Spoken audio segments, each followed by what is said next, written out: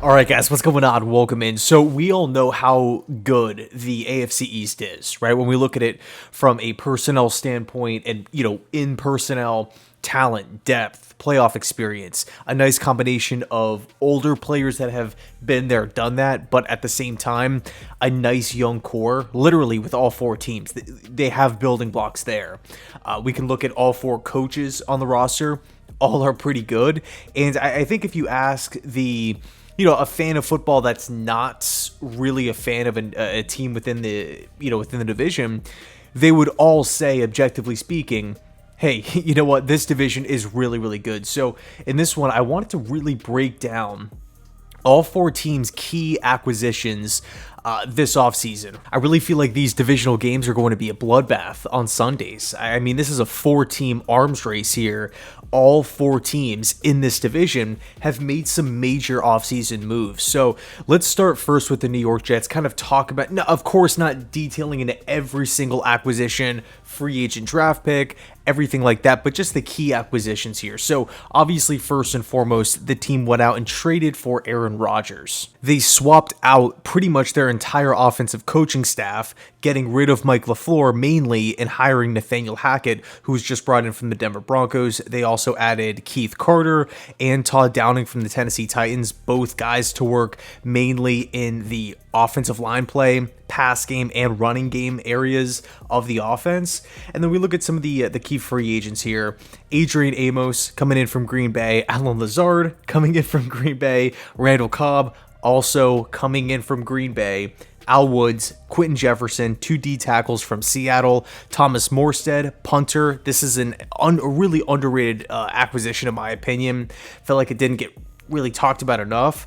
And then, of course, McCall Hardman, wide receiver from the Chiefs. I think overall for me, when I'm looking at what the 2022 Jets did last season, there were 4 main issues, 4 main things that I personally had a problem with. Why I felt like they ended the season like they did, why I felt like they finished under 500. Number 1, inconsistent quarterback play. Whether you want to talk about turnovers, whether you want to talk about incompletions, misreads, getting sacked, holding onto the football too long, in some cases, literally just missing wide open throws, and also not just one given player. I know Mike White flashed. I know Joe Flacco had some big moments early on, numbers-wise, but just the constant rotation, the constant question mark every single week. It's like, who's going to be the QB, right? Wilson was benched, and then he ended up coming back in. It was just a nightmare from the quarterback position. Number 2, injuries. Obviously, a major part of last season's lack of depth. I felt like a lot of, Breece Hall, AVT, Makai. I mean, we could go down the list. I'd be here for 15 minutes just explaining the laundry list of injuries. Number 3, inconsistencies with play calls and game planning from an offensive standpoint. I mean, there were times I was just scratching my head at some of LaFleur's play calls. The game plan going in, the offense looks like they didn't prepare whatsoever. Did they even practice during the week? It was a nightmare sometimes early in the first half, and in the games where they actually looked pretty good in the first half, they ended up falling apart late. So major issue there. And then last but not least, undisciplined football. There were 2 games off the top of my head where I felt like we lost because of roughing the passer calls. Right, just unnecessary. I mean, that Bengals game early on where I believe it was John Franklin Myers hit him late. Like, there were so many times last season where the Jets just had these just boneheaded penalties, undisciplined football. So the penalties, they have to be cleaned up. But out of those 4 issues, 2 of them could have been fixed this offseason, and that's exactly what happened. Again, swapping Mike LaFleur out, adding a veteran in Nathaniel Hackett, swapping Mike White, Zach Wilson, and Joe Flacco out for Aaron Rodgers. Hopefully those 2 acquisitions alone will make the offense look a lot better. And then, of course, injuries, it's football, stuff like that does happen, so hopefully we're just healthy. And then, of course, last but not least, the disciplined play, that's only time will tell. That's up to Saleh. How is that going to be fixed this offseason? But I mean, hey, at this point right now, middle of the summer, I feel pretty good about 3 out of the 4 main issues last season. I love what the Jets did this offseason. I cannot wait for the start. Okay, so moving on to the Miami Dolphins here. This is a team that a lot of people are excited about. A lot of people have this team not only just making the playoffs, but also winning the division. I mean, you look at how this team is being ran, right? The operations of the Dolphins team, it's night and day compared to a couple years ago. To me, they remind me of the AFC Rams to a certain degree. I mean, it's like a big name hits the market, the Dolphins are interested. I mean, we're seeing that right now with Dalvin Cook. Potentially, he could be another acquisition here, but whether we want to bring up Armstead from the New Orleans Saints, massive mega deal at LT, Tyreek Hill, that trade was crazy. We can bring up Bradley Chubb at the trade deadline. And then, of course, this offseason, starting it out by trading for Jalen Ramsey. Okay, one of the game's best corners in football. Of course, didn't look like the same exact player last season, that we're typically used to seeing from Jalen, but I think he's going to bounce back with Miami. I mean, the Rams just completely fell apart, both on offense and defense. It was just a mess. So I'm not just going to say, look at Jalen's football resume and say, oh, he's horrible now. He's washed. I'm not doing it. I'm not going to go down that path. I've seen too much good play from Jalen Ramsey to do that. And I hate to say it, but I do, from an objective standpoint, I do like that acquisition. You move on and look at who the Dolphins' new defensive coordinator is. It's Vic Fangio, one of the best defensive minds in all of football. You pair that with some of their free agency signings, a bunch of ex-Jets here, Braxton Berrios, Robbie Anderson, Mike White. They also signed a coverage linebacker in David Long, and they also re-signed Raheem Mostert, which I felt like had to get done from the Dolphins' perspective. I didn't think it was going to happen, but they ended up getting it done. And then they also went out and drafted Cam Smith, the cornerback from South Carolina. This is a guy who I liked in college. I didn't think he was going to fall where he did. And when the Dolphins picked him, I'm like, man, that's a solid pick for them. You also look at where the Dolphins struggled last season, probably the most, to me, was pass defense. So you add Vic Fangio, Jalen Ramsey, Cam Smith to the mix. You're also hoping that, Tua's second year in the Mike McDaniel system, paired with all these crazy offensive weapons, bringing back Mostert at running back, and again, potentially signing Dalvin Cook here. I mean, this Dolphins team is freaking loaded, both on offense and defense. And then, of course, the coaching side of it, I mean, they pretty much check all the boxes. So I understand the hype with the Dolphins. I think, and of course I'm a diehard Jet fan here, but just trying to be optimistic, putting my fandom aside for a second and looking at these teams as unbiasedly as possible. I have to admit the Dolphins did a really, really good job. All four of these teams did a really good job. That's kind of the inspiration of this video, right? I was thinking about it the other day and I'm like, damn, man, all four teams just knocked it out of the park this offseason. So, yeah, I mean, from a Dolphins perspective, they did a really good job. Of course, you can maybe say, they signed a bunch of, depth pieces, guys that aren't really considered starters across the league, like Berrios and Robbie Anderson and whatnot. Also handed Mike White a lot of money. But, with the Dolphins winning 9 games last season and all of the things that they have going for them, plus the addition of Fangio, I think really they're thinking playoffs or bust. So next up, we have the Buffalo Bills here. And this is a team that I felt like going into the offseason, a lot of people were kind of saying, hey, it's Buffalo, right? They have Josh Allen, their franchise quarterback, Stephon Diggs, number 1 wide receiver. Sean McDermott's, he's going to have the defense playing well. Great home field advantage. You're looking at the Bills, they could probably rest on their laurels a little bit this offseason. That's not what the Bills did. Now, I will say this is where I want to start. Leslie Frazier stepped away. He stepped down. He's not in football for this season at least. He does have intentions of coming back in 2024, but that's neither here nor there. They replaced him with Eric Washington. So that's a really, really interesting hire here. How does Washington man this defense? Will we see a drop-off? Will we see the defense get a little bit better? Buffalo is known for having a deep defense. Right, somebody goes down with injury, It's fine. They have somebody step up. They have a younger player rise to the occasion. From a front office perspective, Buffalo has a lot of things figured out when it comes to identifying what they want, what they look for in their system, and then going out and achieving that. So we look at some of the free agency signings. Leonard Floyd, man, I felt like that was an underrated signing. Obviously on a 1-year contract worth up to, I believe, $9 million. They also signed Poona Ford, another defensive tackle from the Seattle Seahawks.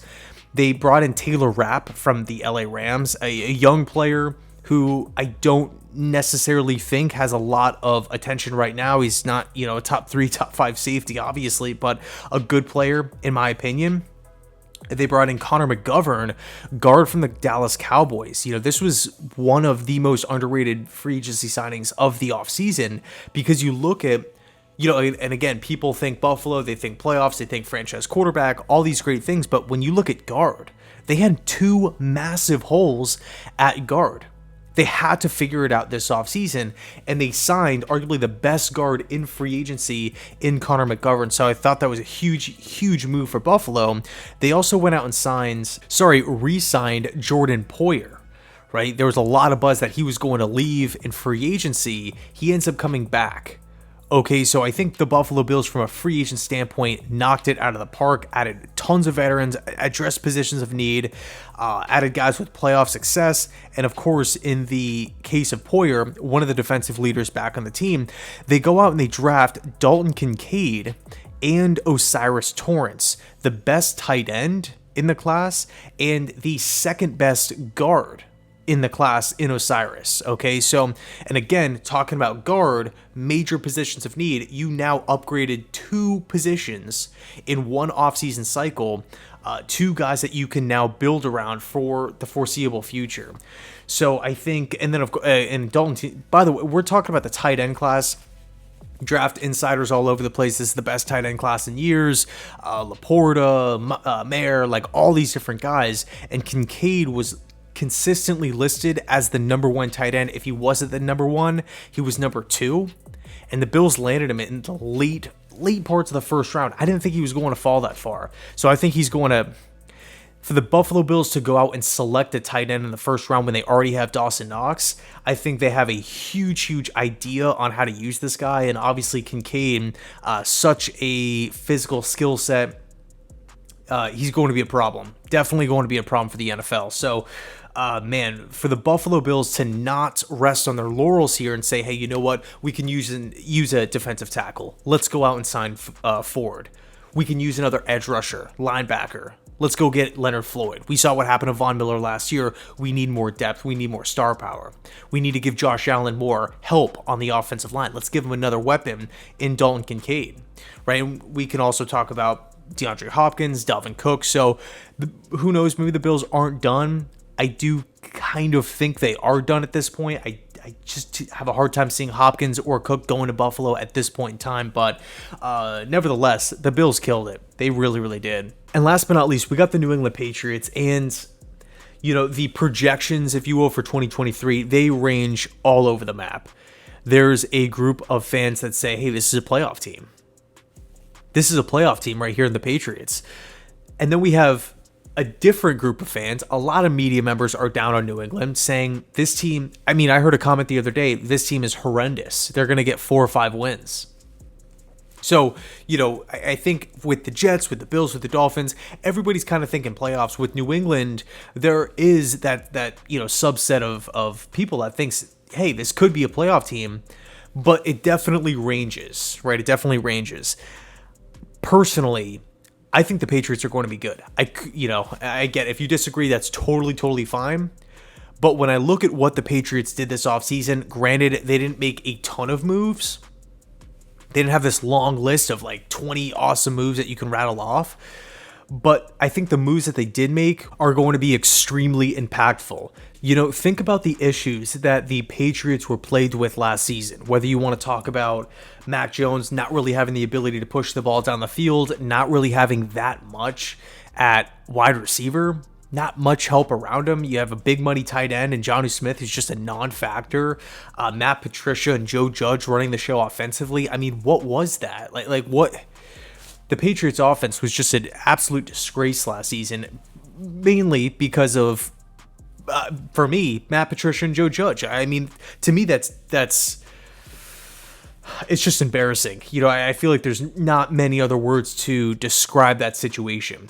To get a guy in Matt Patricia to all of a sudden become the offensive coordinator of the football team, replace Josh McDaniels, a guy who runs an extremely complex offense, somebody who's now tasked to help develop a young quarterback in Mac Jones with already not that much help around him. Just a awful coaching decision. But we look at this offseason, and the Patriots swap out, just like the Jets made a swap at their OC spot. They kicked Patricia, they kicked Joe Judge out, they replace him with Bill O'Brien. Say what you want about Bill O'Brien, not really getting the job done with the Houston Texans, but still a smart offensive mind when it's all said and done. He knows the quarterback position really well. He's been around some great ones. He knows the Patriots culture. He knows Mac Jones. He knows how to get Mac Jones in this offense moving. You just have a professional finally running the offense, calling plays, installing the game plan every single week. I don't think there's going to be as much confusion and much doubt in the players' minds when it comes to who are why is this the offensive staff?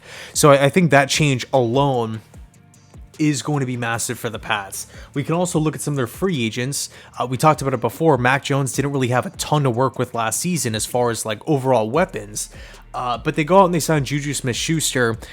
And this is somebody who was brought in on a 3-year contract. Bill Belichick and the Patriots are not just going to hand out a multi-year deal, a pretty sizable deal, to somebody who they're like, all right, great, we don't really know how to use you. We don't really have a plan for you.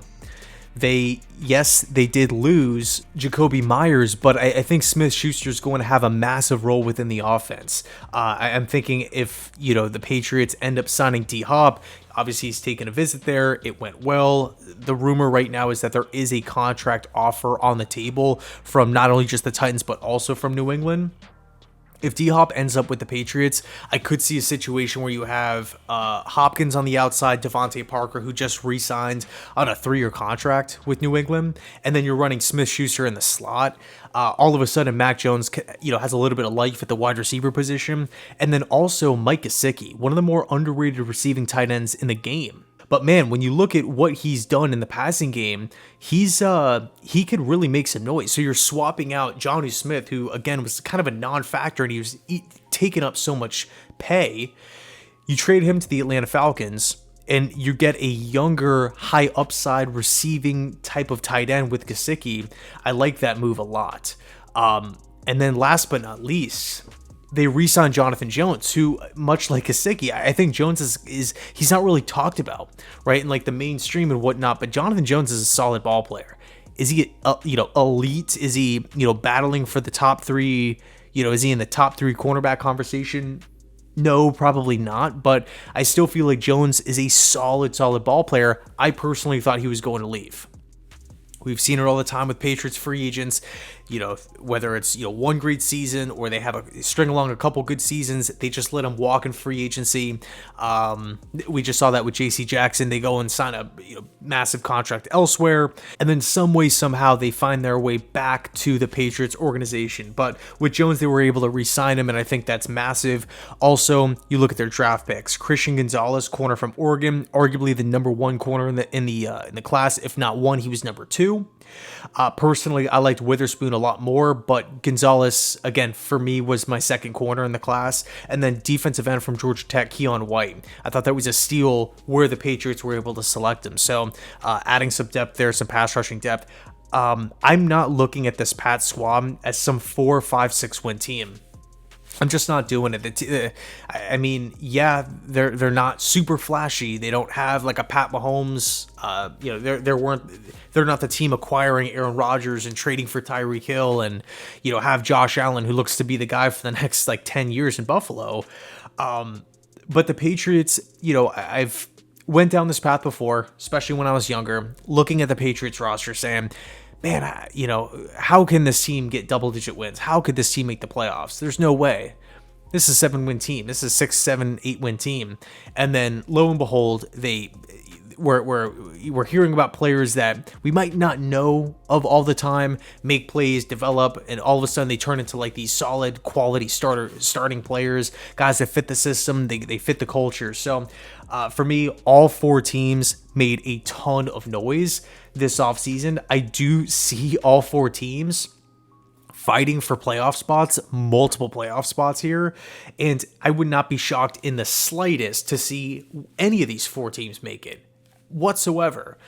So, if the Dolphins end up winning the division, it's not like I'm going to be like, oh my God, how did that happen? If the Jets win the division, it's like, this is insane. Nobody saw this coming. Not at all. All four teams, in my opinion, are going to be really, really good. So let me know your thoughts down below in the comment section. Thanks so much for watching. I appreciate it. And as always, go Jets.